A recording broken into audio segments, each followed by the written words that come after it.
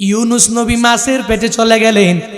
ওই মাছের পেটে যাইয়া আল্লাহর দরবারে আবদার জানায়। ওই জায়গায় সেজদার মধ্যে ইউনুস নবী মাছের পেটের ভিতরে সেজদায় পড়ে যায়।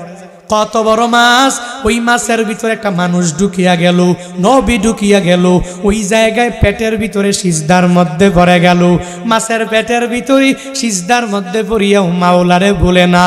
আল্লাহর দরবারে ইউনুস নবী মাওলারে ডাক দেয় আর বলে, ও দয়ার মালিক, লা ইলাহা ইল্লা আনতা সুবহানাকা ইন্নী কুনতু মিনাজ জালিমিন। ওই মাছের পেটের মধ্যে ইউনুস নবী ওই জায়গায় আমার মাওলারে ভুলে নাই। এই মাছের পেটেও অন্ধকারের মধ্যে ওই জায়গায় সিজদার মধ্যে পড়ে ইউনুস নবী আল্লাহরে জানায়া দেয়। প্রথমবার আল্লাহকে কি বলে? লা ইলাহা ইল্লা আনতা, ও আল্লাহ তুমি সারা দুনিয়াতে আমার কোনো মাবুদ নাই। ওর দয়ার মালিক, দুনিয়াতে তুমি সারা কোনো মাশুক নাই। ও দয়ার মালিক, দুনিয়াতে তুমি সারা ইবাদত কেউ পাবে না। তুমি একমাত্র আমার ইলাহ, তুমি একমাত্র আমার মাবুদ, তুমি একমাত্র আমার মাশুক, তুমি একমাত্র আমার ইবাদত পাওয়ার যোগ্য। আমি বড় বিপদের মধ্যে পড়ে গেলাম, বড় মুসিবতের মধ্যে আমি পড়ে গেলাম। এই মুসিবত থেকে তুমি আমারে বাঁচাইয়া দিতে পারো। দুনিয়ার কোনো ব্যক্তি এই বিপদ থেকে আমারে বাঁচাইতে পারে না। দুনিয়ার কোনো ব্যক্তি এই মুসিবত থেকে আমাকে বাঁচাইতে পারে না। মাছের পেটে যাইয়াও ইউনুস নবী আমার মাওলারে ভুলে যায় না। ইউনুস নবী যখন আল্লাহকে জানাইয়া দেয়, আল্লাহ লা ইলাহা ইল্লা আনতা, ও দয়ার মালিক তুমি ছাড়া কোনো ইলা নাই, তুমি ছাড়া কোনো মাবুদ নাই, তুমি ছাড়া কোনো মাশুক নাই, তুমি ছাড়া ইবাদত পাওয়ার যোগ্য দুনিয়াতে কেউ নাই।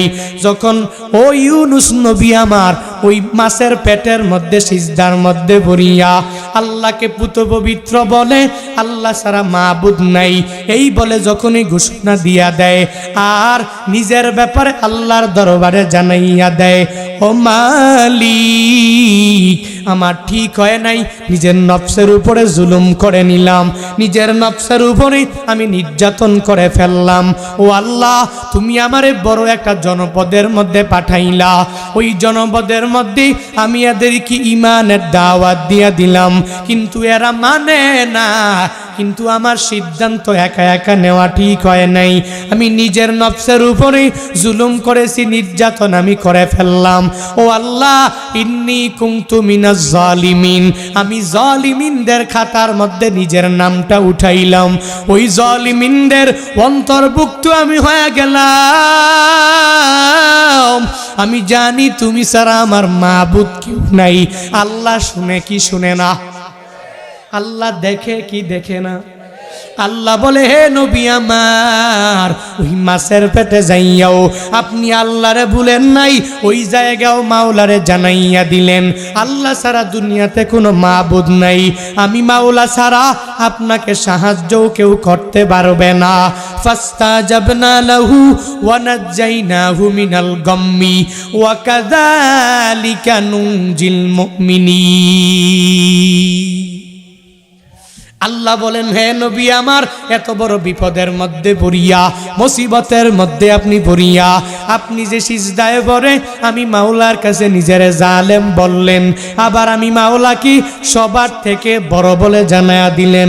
জান জান, এত বড় বিপদ থেকে আমি আল্লাহ স্মরণ করিয়া মাছের পেট থেকে আমি আল্লাহ আপনারে বাঁচাইয়া দিলাম। আল্লাহকে ডাকার মতো ডাকো, ওই রবকে ডাকার মতো ডাকবা কেমনে?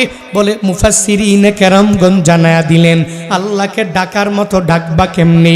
বলে ধৈর্য নিয়া বান্দা তোমার ডাকা লাগবে। আল্লাহকে ডাকবা কেমনে? বান্দা শর্ত হলো হালাল উপার্জন নিয়ে ডাকা লাগবে। যদি ডাকতে পারো তাহলে আল্লাহ মায়া করে তোমাকেও স্মরণ করবে। তুমি বিপদে পড়ে গেলা, মুসিবতের মধ্যে বান্দা তুমি পড়ে গেলা, আল্লাহ তখন তোমায় ভুলবে না। তোমার মনের বাসনাগুলো চাওয়াগুলো আল্লাহ মায়া করে পূরণ করে দিবে। যেই পরিমাণ বিপদেই সাহাবায়ে কেরামরা পড়লেন, পড়ার পরে আল্লাহকে ডাকলেন, আল্লাহ সাথে সাথে জবাব দিয়া দিলেন। আম্বিয়া আলাইহিমুস সালাতু ওয়াস সালাম যারা রইলেন এরাও বিপদের মধ্যে পড়িয়া, মুসিবতের মধ্যে পড়িয়া আমার মাওলারে যখন ডাকলেন, আল্লাহ মায়া করে এদের ডাকের মধ্যে সাড়া দিয়া দিলেন। হে বান্দা, ইউনুস নবীর নাম এমন কোনো বান্দা নেই জানে না। দেখো আল্লাহরে ডাকতে দেরি, ইউনুস নবীর ডাকে আল্লাহ সাড়া দিতেও দেরি করে না। ইউসুফ নবী একজন জলিলে কদর নবী, যে ইউনুস নবীর ব্যাপারে আল্লাহ কালামুল্লাহ শরীফের মধ্যে সূরা সফফাতের মধ্যে আল্লাহ জানায়া দেয়, হে নবী আমার, ওয়া ইন্না ইউনুসা লামিনাল মুরসালিন। হে নবী আমার, ইউনুস নবী হলেন জলিল কদর একজন নবী, রসুলদের মধ্যকার একজন নবী। ও নবী, ওই নবী বিপদের মধ্যে পড়িয়া যখন দেখলো তার কওমের লোকেরা তার কেউ ঈমান আনে না, কওমের লোকেরা আল্লাহর প্রতি বিশ্বাস স্থাপন করে না, তার কওমের লোকেরা তার প্রতিও পূর্ণাঙ্গ ঈমান আনে না, তার কওমের লোকেরা তার কথাগুলোও মানতে চায় না, কি পরিমাণ পাগল পারা সে হয়ে গেল। বলে ইদ আবাকা ইলাল ফুলকিল মাশহুন, তখন সে পাগল পারা হয়ে গেল। সে নদীর মধ্যে ঝাঁপ দিবে, নৌকা দিয়ে এক জায়গা থেকে আরেক জায়গায় যাবে।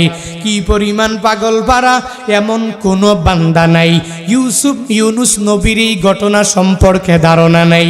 এ বান্দা শোনো, ইউসুফ নবী